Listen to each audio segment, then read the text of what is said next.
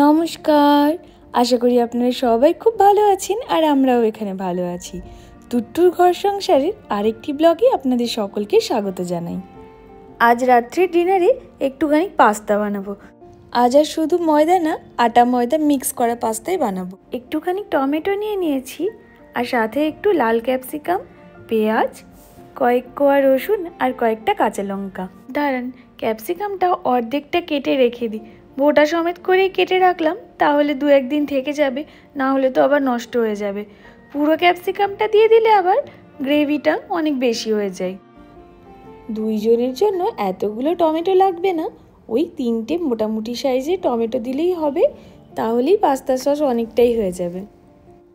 আর এই pink sauce pasta বানানোর জন্য সবজি কাটার সেরকম খুব একটা ঝামেলা নেই। সব সবজি ওই 4 টুকরো করে কেটে নিলেই যথেষ্ট। বেশি সুন্দর করে গুছিয়ে বাগিয়ে সবজি কাটতে হয় না বলে সময়টাও অনেকটা কম লাগে। প্রতিদিনের রাত্রের ডিনারের থেকে আজকে একটুখানি অন্যরকম, আর এরকম মাঝে মধ্যে বেশ ভালোও লাগে।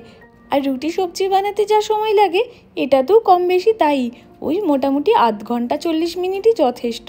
কাটা কুটো থেকে আরম্ভ করে পাস্তা বয়েল করা, তারপরে সব কিছু বানিয়ে নেওয়া, সব কিছুই আধ ঘন্টা 40 মিনিটেই হয়ে যায়। এই রেগুলার লাল পেঁয়াজগুলোর থেকে যদি একটুখানি সাদা পেঁয়াজ দেওয়া যায়, তাহলে যে কোনো পাস্তা সসের যে গ্রেভি মানে ওই সসটা অনেক বেশি টেস্টি হয়। তা বলে কোনো কিছু একটা নেই বলে যে পাস্তা হবে না এরকম কোনো কথা নেই। এই যেমন আমার কাছে পেপরিকা পাউডার নেই, তার বদলে আমি একটুখানি কাশ্মীরি লাল মির্চ পাউডার ইউজ করে নেব। এদিকে সবজিপাতিগুলো মোটামুটি সব কাটা হয়ে গেছে, আর ওদিকে পাস্তাটাও প্রায় বয়েল হয়ে এসছে। আর 2-1 মিনিট পরে পাস্তাটাকে নামিয়ে জল ঝরিয়ে নেব। জল ঝরানোর সময় ওই যে পাস্তার জলটা সেটা এই 1 কাপ মতন রেখে দেব। পাস্তার সসে ওটা ভালোভাবে মিক্স করলে টেস্টটা বেশ ভালো হবে। দাঁড়ান, মাশরুমগুলো একটু ধুয়ে পরিষ্কার করে কেটে নিই। আজ আর চিকেন এসব কিছু দেবো না, আজকে একটুখানি ভেজ পাস্তাই হবে, তবে একটুখানি পেঁয়াজ রসুন দিয়ে।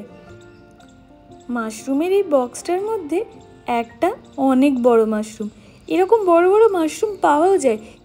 এটা যেমন বাটন মাশরুম নামে পাওয়া যায়, ওটারও কিছু একটা নাম আছে, আমার ঠিক মনে পড়ছে না, তবে ওটাও কিন্তু খেতে বেশ সুন্দর হয়। এই মাশরুমগুলোর থেকে অনেক বেশি ফ্লেভারফুল।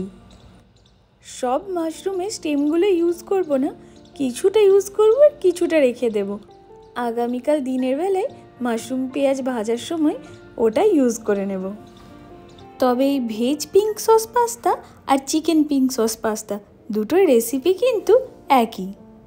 শুধুমাত্র চিকেনটাকে একটু বয়েল করে নিয়ে বা একটু হালকা করে সতে করে নিয়ে তারপর একটু বেশিক্ষণ সময় ধরে রেড সস পাস্তার যে সস মানে গ্রেভিটা তৈরি হবে সেটার মধ্যে বয়েল করলেই বেশ ভালো হয়ে যাবে, পুরোটা ফ্লেভারফুল হয়ে যাবে। দাঁড়ান, একটা রসুন একটুখানি থেতো করে দিই। আজ আর সাদা তেল না, একটুখানি অলিভ অয়েলেই বানাবো। তারপরে ওই থেতো করে রাখা রসুনটাকেও ওর মধ্যে দিয়ে তারপর মাশরুমগুলোকে হালকা করে একটু ভেজে নেব। বেশি ভাজতে গেলে আবার ওটা থেকে জল ছেড়ে যাবে, তখন আর খেতে ভালো লাগবে না।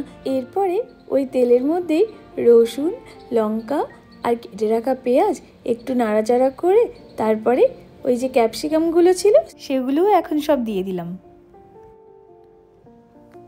সবজিগুলোকে কিছুক্ষণ নাড়াচাড়া করে ফ্লেভারের জন্য 1.5 চামচ মতন ভিনিগার দিয়ে দিলাম, আর সাথে রঙের জন্য কাশ্মীরি লাল মির্চ আর স্বাদ মতো একটুখানি নুন দেওয়ার পরে সবজিগুলো যখন নরম হয়ে গেছিলো ঠান্ডা করে ব্লেন্ডার জারে দিয়ে নিয়েছি। এরপরে এটাকে একটুখানি ঘুরিয়ে নেব, তাহলেই আমাদের পিঙ্ক সস পাস্তার যে গ্রেভি সেটা তৈরি। দাঁড়ান, মিক্সির এই জারটাকে ধুয়ে জলটাকেও দিয়ে দিই। গ্রেভিটা কিছুক্ষণ বয়েল হতে থাক, ততক্ষণে যাই চলুন আয়রন থেকে যে জামা কাপড়গুলো এসছে সেগুলোকে একটু গুছিয়ে ফেলি। ইস, দুটো প্যান্টের কি অবস্থা, দেখে মনে হচ্ছে মোটেও আয়রন করেনি, এমনি ভাঁজ করে পাঠিয়ে দিয়েছে।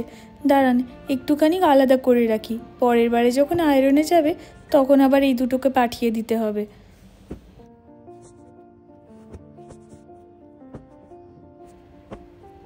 যাই ওদিকে গিয়ে একবার দেখি, এতক্ষণে নিশ্চয়ই গ্রেভিটা বেশ ভালোভাবেই বয়েল হয়ে গেছে। একবার জানেন তো কি করেছিলাম, সবজিগুলো সমস্ত ভেজে নিয়ে মিক্সারের মধ্যে ডাইরেক্ট দিয়ে দিয়েছিলাম। তারপরে আর কি মিক্সির ঢাকনা খুলে গিয়ে গোটা ঘরময় কি ভীষণ অবস্থা হয়েছিল। সেবার বানাচ্ছিলাম পনিরের জন্য কোনো একটা গ্রেভি। আজ আর চিজ কিউব গ্রেট না করে 4খানা চিজ স্লাইসই দিয়ে দিয়েছি। একটু নাড়াচাড়া করে ওপরে থেকে একটুখানি ফ্রেশ ক্রিম দিয়ে দিলাম। যদি ফ্রেশ ক্রিম না থাকে বাড়িতে, সেক্ষেত্রে আপনি যে দুধের সর হয় সেটাকেও বেশ ভালো করে ফেটিয়ে ইউজ করতে পারেন। দাঁড়ান, একটুখানি অরিগ্যানো আর চিলি ফ্লেক্স মিক্স করে রেখেছিলাম, সেটাও দিয়ে একটুখানি নাড়াচাড়া করলেই রেডি আমাদের পিঙ্ক সস পাস্তা। ব্যাস, আজকের জন্য ডিনার তৈরি। গন্ধটাও খুব সুন্দর বেরিয়েছে। আজকের ব্লগটা তাহলে এখানেই শেষ করলাম। দেখা হবে অন্য একটি ব্লগে। ততক্ষণের জন্য ভালো থাকবেন, সুস্থ থাকবেন। আর আজকের ব্লগটি কেমন লাগলো সেটা আমাকে কমেন্টে অবশ্যই জানাবেন। ভালো লাগলে একটা লাইক করে দেবেন। টাটা।